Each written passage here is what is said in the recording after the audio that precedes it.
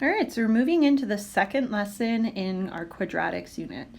So in this lesson, we're going to be looking at the properties of graphs. We're also going to get into a little bit of the graphing calculator type of thing. Okay, so just in a review, last lesson we talked about how if we have a positive a value, then our parabola opens up. So here would be an example where your parabola would open up. In this case, this little turning point here is what we call the vertex. Now, when we have a parabola that opens up, that vertex is a minimum value. When we have a negative a value, our parabola opens downwards. Our vertex would go right here where that turning point is. When our parabola opens down, our vertex now is actually a maximum point. So you will see those two terms used interchangeably with vertex. Sometimes we'll see vertex, sometimes we'll see minimum point and or maximum point. Okay, so a new definition here is an axis of symmetry. So the axis of symmetry is the x value of the vertex where our graph would be symmetric on both sides. So for example, if I had, let's say, I'm going to draw you a diagram on the bottom here. But let's say I had an ordered pair. So a vertex with an ordered pair of 2, 6. Okay, so what happens is that x value of 2 is actually our axis of symmetry. And the reason that is if you were to actually draw a line where x is 2, and I'm going to use a different color here, let's use green. So if I drew an imaginary line all the way where x is 2, it would symmetrically cut that graph in half. So that is why it is the axis of symmetry. So all you need to remember is that the axis of symmetry is the x value of the vertex. And if you remember that, then you'll be totally fine. Now we also will see domain and range. So domain is all the possible x values of a function, while range is all the possible y values of a function. So the domain and range of a parabola that opens up with a minimum value, okay, the domain will always be x as an element of the real numbers unless there's a context. You can see that domain written in interval notation with the curly brackets or set notation.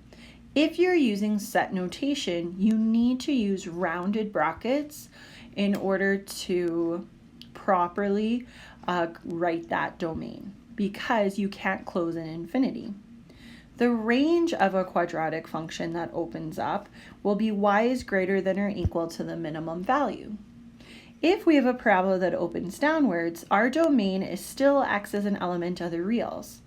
But in this case, our range would be y is less than or equal to that maximum value. So when we go through these examples, this little table here will be helpful, and we'll kind of come back to it and use it as a reference point. But to start with an example 1, let's just practice writing domain and range, because sometimes kids forget how to do that from 10C. So with domain, you're looking at your x-axis, because domain is the x values. So on the x-axis, the furthest my graph goes to the left is -4. While the furthest it goes to the right is +3. So there's two different ways you could write this notation. In set notation, we use a curly bracket. We list our variable, which in this case is x, and then that line just kind of separates it. And we would say that x is greater than or equal to -4 and less than or equal to 3, where x is an element of the reals. Now you can also write your notation in what we call interval notation, which a lot of kids probably preferred from 10C. So in interval notation, we use square brackets when it includes a value.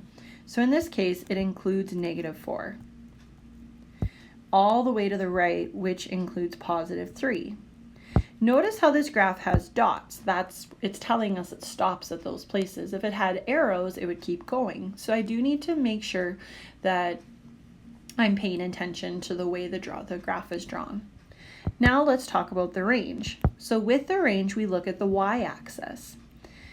the furthest the graph goes down, or the lowest value, is -3, while the highest value is -4, and the highest value is +3. So in this case, we actually end up getting the same range as our domain. Let's write it in the two notations. So in set notation, we would say y is greater than or equal to -4 and less than or equal to +3, where y is an element of the reals. In interval notation, we always write lower limit to upper limit, and the order does matter. So the lowest this graph goes down to is -4. We use square brackets because it includes -4. The highest it goes up to is +3, and again a square bracket because it includes +3. Moving on to our next example. So in this case, notice how your dots are not circled in. So when I start with my domain, the furthest that my graph goes to the left is -2, but I'm noticing that it's not colored in. That means it doesn't include -2. It just approaches it infinitely. The furthest my graph goes to the right is +2, but again, I notice a dot. So when I go to write my domain, in set notation, I would say x is my variable, and it goes from -2, x is greater than -2, but I don't have an equal sign because it doesn't include -2. And it's less than +2. Again, I don't have an equal sign because it doesn't include +2, where x is an element of the reals. If you like the other notation, interval notation, when it doesn't include the number, you use rounded brackets because it approaches it infinitely. It doesn't have a closed off number where it stops. So that's why we use rounded brackets. So it would be rounded bracket -2 to +2 rounded bracket. Once again, you're always writing from lower limit, your lowest value, to your upper limit, your highest value. Okay, let's write the range. So for the range, the furthest my graph goes to the bottom is -3. The highest it reaches is +5. So we would say for all y values, y is greater than -3 and less than +5, where y is an element of the reals. For the range and set notation, we would have round bracket -3 to +5 round bracket, because once again, it doesn't include those values. Last graph. So let's look at our domain. So our domain in this case goes all the way to -4, and all the way to +4. So if I want to write my first notation, I would say that x is greater than or equal to -4 and less than or equal to +4, where x is an element of the reals. Or my other notation, I could go square bracket because it includes -4 to +4 square bracket. Okay, let's go ahead and try writing the range. So the furthest this graph goes to the bottom is -2, and the furthest it goes to the top is +4. So for my range, I would write y is greater than or equal to -2 and less than or equal to +4, where y is an element of the reals. Or I can write my other notation. The lowest limit is -2. It includes -2, so I use a square bracket. The highest it reaches is +4. It includes +4, so I use a square bracket. So that's just a little bit of a reminder on how to write domain and range. Now, the nice thing about 20-2 is pretty much in this unit, the only types of domain and range questions you're going to see on tests will be on parabolas. So this next example will be really important to help you remember that. So we're going to start by just finding the equation of the axis of symmetry. But before I do that, let's find the vertex. It's easier to start with the vertex. So the vertex in this case is a minimum turning point, and it has an x value of +2 and a y value of 1, 2, 3, 4, 5, -5. So there's my vertex. Now the equation of the axis of symmetry, right? You always use the x value because if you drew a line where x is 2, it would symmetrically cut your graph in half. So our axis of symmetry we would write as an equation. So to write that as an equation, you do need to write x equals 2. If you just wrote 2, even though that's the correct value, that isn't writing it as an equation, because an equation actually draws that pink line for me. So I want where x equals 2. Now the vertex is 2, -5. I should be writing that as an ordered pair. Now from here, let's write the domain and range. So the domain for all of these parabolas, unless they have a context, meaning it's a word problem with time or distance or something, will be infinite. So we're going to say for all x values, that graph will forever go to the left because of that arrow and forever go to the right because of the arrow. So we just write x is an element of the reals. I'm using red here. Or if you like set notation, you would go bracket, or interval notation, sorry, -infinity. You need a rounded bracket because you can't close an infinity, towards +infinity. And once again, rounded bracket. So now from here, my range, the lowest my range goes to is -5. And then it goes up from there. Again, that arrow means it will continually go up infinitely. So if I want to write my range, I would write y is greater than or equal to -5, where y is an element of the reals. Or if you like the other notation, you would say your lower limit, so the lowest the graph goes is -5, square bracket because it includes -5, and it goes upwards forever, so I would use infinity, round bracket because we can't close infinity. Let's try the next one. So again, we're going to actually start by writing the vertex. So the vertex right here, x is 2, and y is 1, 2, 3, 4, 5, +5. So my axis of symmetry would be that line where x is 2 again, equals 2, because that's where I can symmetrically cut the graph in half. My vertex is that ordered pair, 2, 5. My domain, again, is the same. It's going to go infinitely to the left as well as to the right. So we would say that our domain is x as an element of the reals, or if we like interval notation, we would have from -infinity to +infinity. And then my range, if we look, it goes from 5 down forever. So it's going 5 downwards forever. So we would just say y is less than or equal to +5. Or if you like the other notation, your lower limit, the lowest it goes down forever. So it's -infinity. And the highest it goes is +5. So notice how it's opposite to kind of what we just did.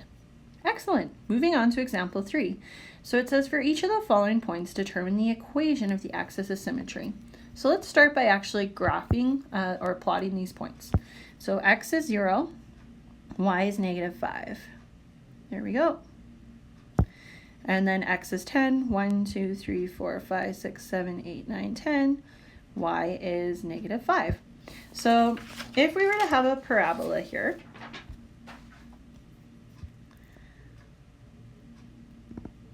our axis of symmetry would be wherever the middle is. So if you were to cut this in half, you should end up with 5. 1, 2, 3, 4, 5. So it should be right here, would be my axis of symmetry. So I would say where x equals 5, and that would be my picture as well. So our axis of symmetry is where our graph would be cut in half. So at x equals 5, my graph would be cut in half. All right, let's try this next example. So this time x is -4. And y is 12. 1, 2, 3, 4, 5, 6, 7, 8, 9, 10, 11, 12. You know what? Because this is such a high number, I might actually use 2's for my increments instead of 1. So we'll say this is -4, 2, 4, 6, 8, 10, 12. That looks better. Okay, and then y, x is 2 and 12. There we go. So if we were to draw this, here, let's go ahead and draw a picture. My graph would just be whatever halfway is between that. So -4 and 2, I know that's 6 units between those, right? If you have trouble counting, you could also use some math. So between -4 and 2, there should be 6 units. Half of 6, if I cut that in half, well, I can't spell units apparently, is 3. So really I would need to travel 3 units, and that would take me to that halfway mark. So 3 units from -4 would actually take me to -1. And then let's check, would -1 also be 3 units to +2? Yeah, and if it's 3 units on both sides there, then we know that we did it correctly. So our axis of symmetry this time is at -1, which is about right here. And that's a little harder to see on our graph, but that's okay. Okay, so now we're going to use our graphing calculator. So it says, find the vertex of the quadratic equation using a calculator. So I'll try my best to help you. My calculator is a bit different on here than your calculator. I do have some steps here to kind of help you though with the buttons. Okay. All right, so let's go ahead and try to graph this. So we're going to go to our y equal button, which is on the top left-hand corner. Now we're going to type this in. So you're going to go 5. Your variable is right beside that green alpha button. So where you see x, t, theta, n, that is the variable button that you should be using. So we're writing 5x squared minus 6x plus t, 2. Then you're going to go to graph. So graph is on the very right-hand corner of your calculator. There you go, and there's your graph. So now we can see that this is a minimum value because it opens up. So to find that minimum value, you're going to go second. You're going to press the trace button, and it takes you to all these options, and you're going to choose minimum. And this is where my calculator is a little different. So on your calculator, you'll need to move your cursor really close to where that minimum point is. And then when it says left bound, you're going to move your left cursor once or twice and then press enter. Then move your cursor back to where the minimum point is. When it says right bound, you're going to move your cursor right once or twice. So it's clearly on the right-hand side of that vertex, and you're going to press enter. And then on your calculator, it'll say guess, and you'll press enter one more time. And then our vertex is at 0.6, 0.2. And if that's something you need help with, you can come see me about that as well. So it's at 0.6, 0.2. This is kind of hard for me to draw. I also can see my y-intercept is at +2 just from that equation. There we go. So my vertex is at 0.6, 0.2. And we'll keep practicing that throughout the unit. Okay, example 5, Rudolph couldn't always fly. In fact, during his first attempt, he jumped from the head toy factory's roof and landed on the ground hard. If Rudolph's jump could be graphed using this function, what time is he in the air for? So let's start by actually graphing this. We're going to go to our calculator. We're going to go to y equals. Clear what you have. So when you're graphing, it's really important that you know when to use the negative symbol, which is on the very bottom of your screen, right beside that enter button, and when to use the subtraction symbol. So in this case, we have a -3.5. So we're going to go negative 3.5x squared. So it does matter which one you use. Plus 10, and then we're going to go graph. And that's what our graph should look like. So let's go ahead and draw that picture. So we're going graph, drawing a picture.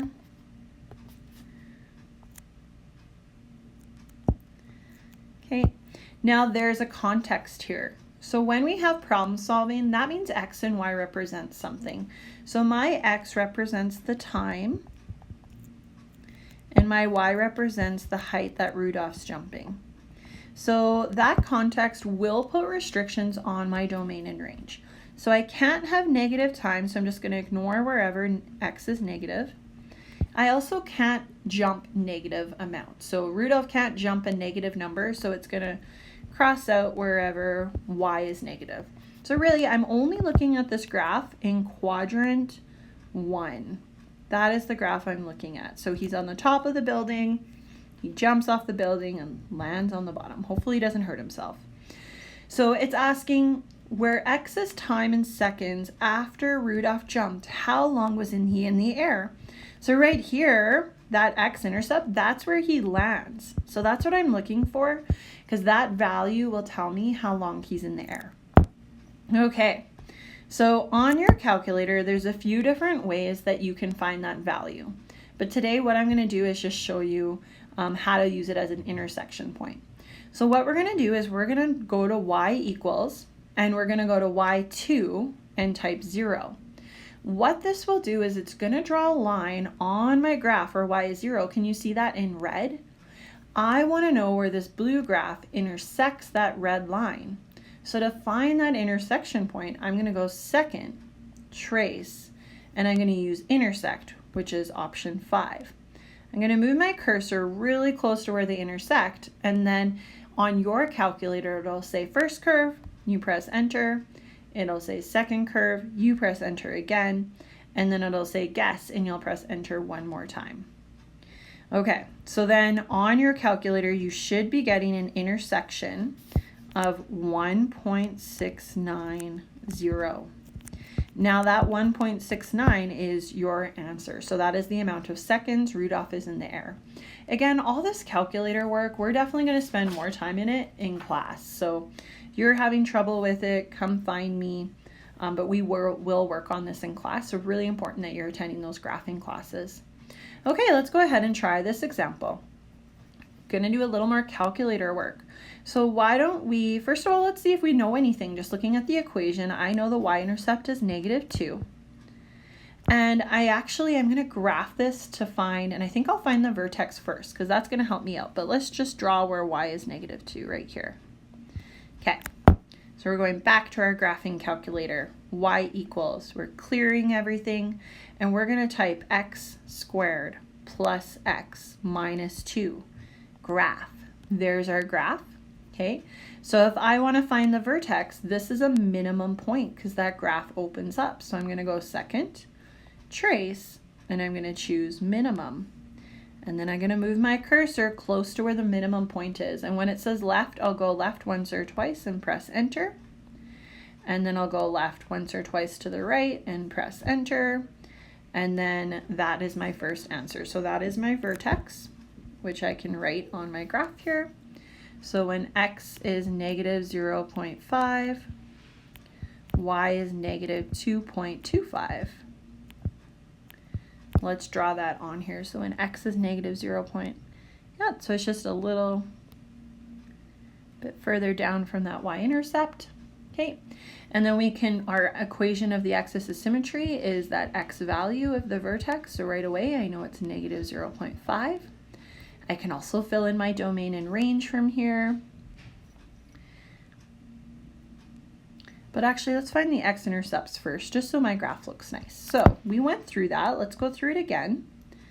So if you want to find your x-intercepts, there's a couple different ways you can do it, but the way I showed you last time is you go to y2, make it 0, graph. That's going to draw a line along the x-axis. On my calculator, it's drawn in red. We go second, trace, intersect. We move our cursor close to that first intersection point and we press enter, enter, enter. There's my first one. It should be showing up at around -2. So we're going to write that down right here at -2. And then to find the second interception, we go back, second, trace, intersect, and I move my cursor over here. There we go, and I get about 1. And again, that'll look a bit different on your calculator. That's why I'm going through it pretty quickly there. Okay, so now we have all these points drawn on our graph. Let's connect the dots and make a beautiful parabola. So from this parabola, I can see that the domain is any real number. And I can see that the range is greater than or equal to that minimum value. So let's draw that vertex on the graph. So the lowest this goes is that minimum value of -2.25. So I would say that my range is greater than or equal to -2.25, where y is an element of the reals. So just in another color, if you like that set notation better, or interval notation, the range domain would be -infinity to +infinity, and the range would be square bracket -2.25 towards +infinity. Okay, example 2. Right away, I know my y-intercept is 3. I can go and graph this, and then I'm going to find my vertex first again. So I'm going negative 2x squared plus 5x plus 3, graph. There we go. This time we have a maximum point because our graph opens down, so we choose maximum. Go to the left of that maximum point, then the right. That gives me 1.25, 6.125, so I'm going to write that in my note package and draw it on my graph as well. So here's my y-intercept of 3 and my vertex. Perfect. Okay, and then the equation of the axis of symmetry is 1.25, just like that. And then to find the x-intercepts, if we do that really quickly, our x-intercepts, I'm going to show you the other way on the calculator this time. You can actually go to second, trace. You can use option 2, which is your 0 option, and press enter. And then let's go to our first x-intercept on the left. We go left over the line, press enter. Go right so that you're clearly above that line, that you cross the x-axis, press enter. There's your first x-intercept, negative 0.5. Now we can find the other one. So again, we're using option 2, which is 0. This time we want to find the x-intercept on the right. So when it says left, we make sure we go left so that we're clearly over that line. And then we go right, so we jump on across the x-axis on the other side of the line, and we get 3. Perfect. So we're going to write that in our notes. So we had an x-intercept of negative 0.5 and 3. And then let's draw it in our picture too. Now we can connect the dots. There's our parabola. The domain of that parabola, once again, is any real number. Or if you like the other notation, you could go negative infinity to positive infinity. And the range is y is less than or equal to 6.125, where y is an element of the reals. Or if you like the other notation, you would go from negative infinity round bracket towards positive 6.125 square bracket. There we go. Okay, we got one more question here. So here it gives me a quadratic function. And you can see this quadratic function gives me a y-intercept of 6. It gives me 2 x-intercepts at, 2 and 6. And then it gives me a vertex, 4. So it looks like it has an x value of 4 and a y value of negative 2. So lots of information. So it says, what is the domain and range? So my domain, again, would be infinite because it's going forever to the left and right. Or in interval notation, we'd have negative infinity to positive infinity. And then my range, it starts at negative 2 and goes up forever. I would say y is greater than or equal to negative 2, where y is an element of the reals. Perfect. So then it says, what is the sum of the x and y-intercepts? So sum means add. So let's actually find our y-intercept and x-intercept. So we have a y-intercept of 6, and then we have x-intercepts of 2 and 6. So sum means add those all up. So if we add them all together, I get 14. So my answer here would be 14. So that's what a numeric question would look like, numeric response. Okay, these are great textbook questions to practice, especially you really need to practice that calculator stuff on your own or you won't remember it for a test.